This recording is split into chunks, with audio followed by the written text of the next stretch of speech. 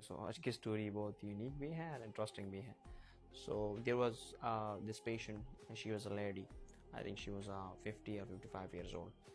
تو جو concern doctor تھا اس نے کہہ دیا کہ اس کو لے کے چلو اپتھمالوجی ریویو کے لیے, ٹھیک ہے. تو I asked the ophthalmologist کہ آپ فری ہیں, first you have to go there and ask them کہ I have my patient in that department, should I bring her here or not. So he said to me yes.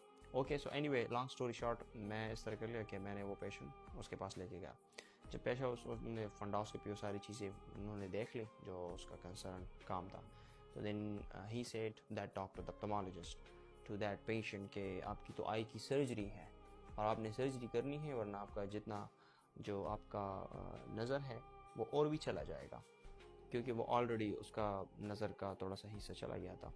Any way, جب اس نے وہاں یہ سن لی اس patient نے, تو اس نے کہا ٹھیک ہے.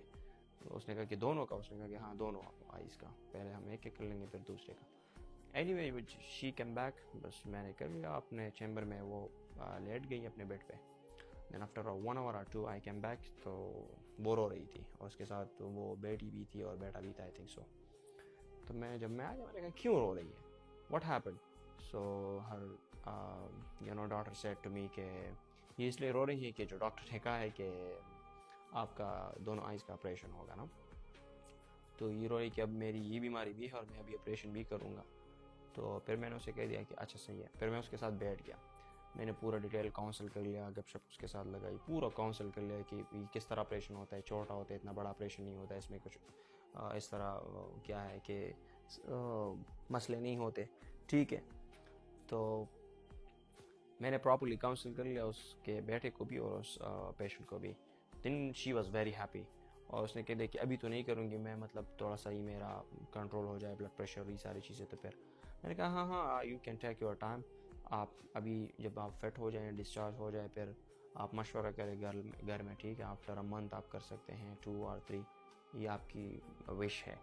تو she was very happy. So what I really want to tell you guys that counseling is very important in healthcare system. I think counseling is the main part which usually ignored in the healthcare. So but by the way, I really like that part. I always try to counsel them, but sometimes your patient also they don't listen properly.